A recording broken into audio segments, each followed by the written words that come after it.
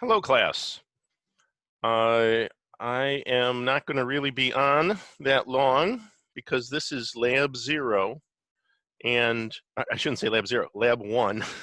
I was thinking about making Lab 0, and then, but you know what? You started 0, so what the heck? What's the difference?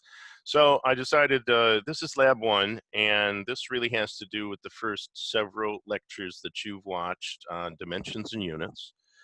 And I want to bring everybody up to speed on dimensions and units. It's going to be something that you will be tested on test 1.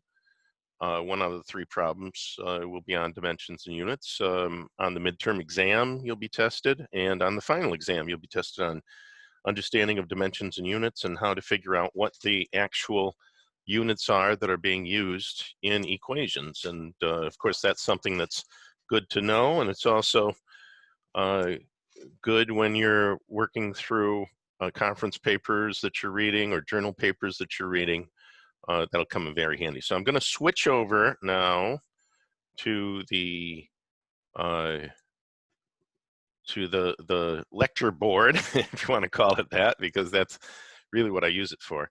And we're going to look at a couple equations. Now, we already have gone through in the lectures. I'm not going to go back and actually list all of the various things. I am going to do it for certain derived units that we've got in these 2 example equations that I'm going to do for us up at the top. And all of these equations that I've got down here, now I've listed these not necessarily in the combination of primary units. I've listed these, this is a Coulomb, right? Charge is a Coulomb. Second, time is seconds, current is amps, energy is joules, voltage is volts, power is in watts. The small p is pressure, and that's going to be in pascals, right? Those are all combinations. If you look at these are all derived. These are nicknames for derived units in the SI system, right? In fact, even area is a derived unit. That's not, area certainly isn't a primary unit. That's a combination of things. So I'm leaving these to you with the lectures that you've seen up until now, or from, using the book or whatever sources you could use on the internet to find out what the combination of primary units are for each of these different derived, like ohms, right? What are the combination of primary units for ohms? So what you're going to do is you're going to take all of these right here and give me the combination, the simplified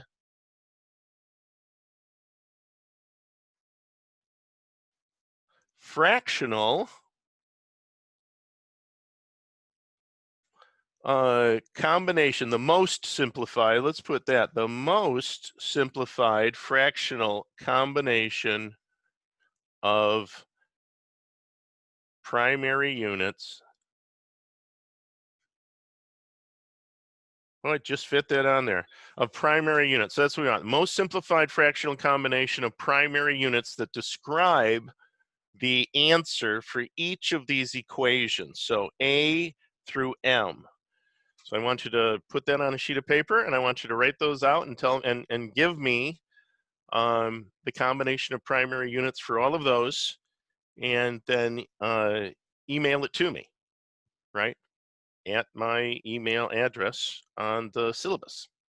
All right.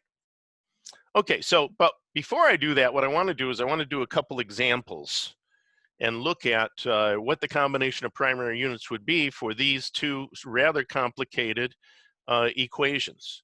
In fact, this might be the first time that you've seen mu and epsilon. I don't know. Mu, of course, being permeability, and epsilon being permittivity. And we'll talk about the units associated with both of those. Henries per meter for permeability, and farads per meter for permittivity, right? Of course, farad is a unit of capacitance, and Henry is a unit of inductance. So that. Now, let's look at this equation up here first. And as I do this, I want to point out, what are we going to use here? This is voltage. So we know that a volt is a kilogram meter squared per seconds cubed amp. That's the combination of primary units for a volt, and I'll refer you back to my lectures on dimensions and units that you've had up till now to see that, yes, when you go through the whole derivation, that would be the combination of units that provide voltage. So let's just do that first one. Now that's d squared v over dt squared, right? So where's the square? The square is on the d, isn't it? It's not on the v. But down here, the square is on the dt. So I know that this is going to be, first let's put the volts in there, kilogram meters squared over seconds cubed amp, right? That is the volt that's in the numerator. And then we've got dt squared, and t, of course, is time. So even a small amount of time, let's say a microsecond squared, is still going to be seconds squared, isn't it? So that's what we've got next to it, seconds squared in the denominator, right? Now let's do the next one. I've got R. Now when we think about R, as you know from the lectures, resistance is in ohms, and it's a kilogram meter squared per seconds cubed amp squared, right? So we know that resistance is that from the lectures that we've had. So let's put that in there. So that would be a kilogram meter squared per seconds cubed amp squared. And that's our resistance. Now, many of you are saying, hey, wait a second, because of dimensional homogeneity, whatever the units are for this first quotient in the summation should be the same for all of the others, right? So d squared v over dt squared should have exactly the same units as r over l dv dt. Let's see if that's true. So that's r. Let's extend our thing out a little bit. And what's L? Well, we know that L is inductance, and that inductance is a kilogram meter squared over seconds squared amp squared, right? So let's write that in. So we've got kilogram meter squared over seconds squared amp squared, right? And we put it in there upside down because L is on bottom. So this would really be kilogram meter squared over seconds squared amp squared, but then if it's in the denominator of the denominator, it goes into the numerator, right? Of course it does. And then we have dV, so we've still got V, so that's going to be a kilogram meters squared over seconds cubed amp. And we've got, let me just put parentheses around that, and then we still have our dt, which is seconds, right? Let's do that last one too. So now in this last one, and it should have exactly the same units as the other two. We've got voltage, which is a kilogram meter squared over seconds cubed amp. So let's put voltage in there because it's in the numerator. And then we've got L on the bottom, and L is going to be a kilogram meter squared over seconds squared amp squared, right? That's our, I'm going to extend that out a little bit. That is our L, and we put it in upside down, of course, because it's in the denominator, right? Now C. Well, we know from the lectures that we've had that when I derived C, capacitance, the capacitance is an amp squared seconds to the fourth over kilogram meter squared, right? That's the combination of primary units in the SI system that describe a farad, right? A farad is the unit of capacitance, and it's in the denominator. So it would be an amp squared seconds to the fourth kilogram meter squared. And let's put parentheses around that. Now, what I'm going to do is I'm going to use the red pen, and I'm going to cancel out some of these primary units that we've got through here. So let's do that. So, really, when you look at this first one, I'm going to get kilogram meters squared over seconds to the fifth amps. Did I copy that correctly? Let me see what I get over here now.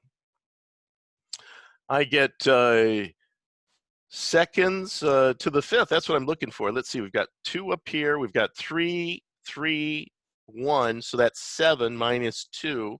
Yep, that's what it gives me.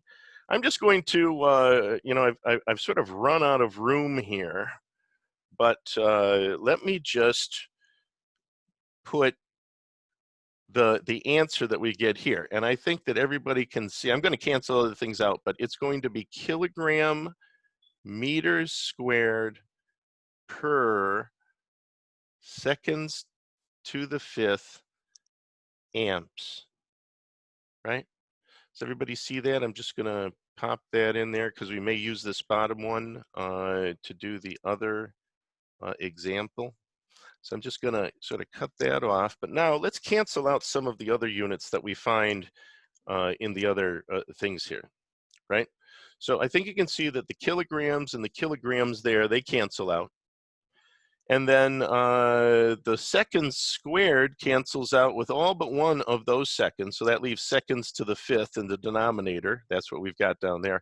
How about amps now? Well, those amps squared are going to cancel out, leaving only 1 amp in the denominator.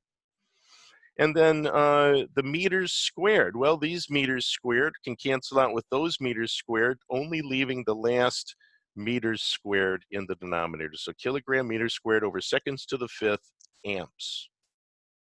How about the third one here that we've got? Well, once again, the kilograms are canceling out. Not too much problem there. We've got seconds to the fourth and seconds cubed, so that's seconds to the fifth. And we've got seconds up top, so I'm going to get rid of all but one of those seconds down there with that. Then we've got amp squared and amp squared that cancels out, so we've got, and then I've got meters squared that cancels out with the meters squared, so I get kilogram meters squared per seconds to the fifth amps in all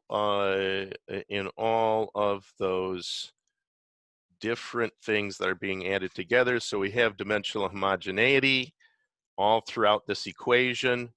The units for this are the same units for this, are the same units for this, and rightfully so, and then that's what the units are. All right, that's one example. The second example that I want to give you is for 1 over the square root of that. So what I want to do is I want to set this up for a square root right off the bat. And I'm going to put in what I call my major fraction because we've got henries per meter. Now, when I say henries per meter, what is that? Well, we know that a henry is a kilogram meter squared. I'm going to leave that there, kilogram meters squared over amp squared seconds squared, right? Now, if I've got that per meter, right, so I'm just going to put per meter, what does that do? Well, that obviously gets rid of one of the meters in the numerator, right? The meter that it's being divided by is going to cancel out one of those. So that gives me a kilogram meter per amp squared second squared, right? So kilogram meter per amp squared second squared. All right, and then I'll tell you, I can't really write this out, but I think everybody can see that if I have farads per meter, right, a farad is an amp squared seconds to the fourth over kilogram meter squared, and then I'm dividing it by a meter, that kilogram meters squared is going to get into kilogram meters cubed. So I'll have an amp squared seconds to the fourth over kilogram meters cubed for epsilon. And so that's what I want to do. Both of those are in the denominator now. So let's write them out. So I've got the first one, henries per meter, is going to be a kilogram meter per amp squared seconds squared, right? Well, I gave myself too much room here, it looks like. And then my epsilon is an amp squared seconds to the fourth over kilogram meters cubed, right? So we'll put that in there.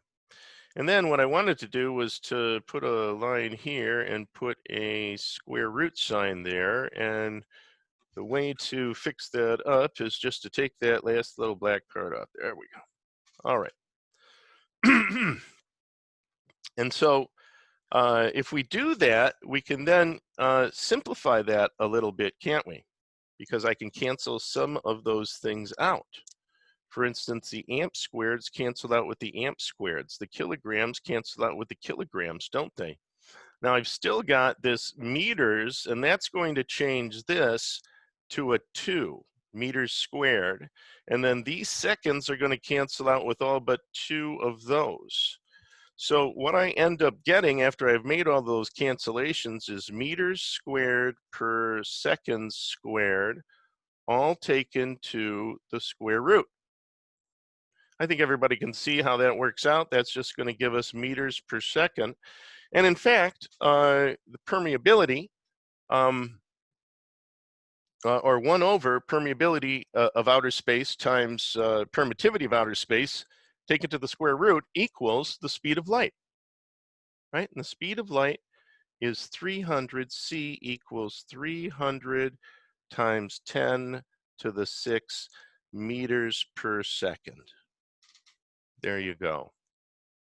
Now, what I want you to do is I want you to do all of these and email them to me as soon as you can, or whenever I told you to do it in the meetings that we're having for the course. All right? Because I'm doing these a little bit earlier. I haven't really put all of the organization because I haven't done all the lectures or all the laboratories yet. But this is the first lab. And do all of those. It should be relatively easy. And then get those into me. See you at the next lab, which actually I've already done.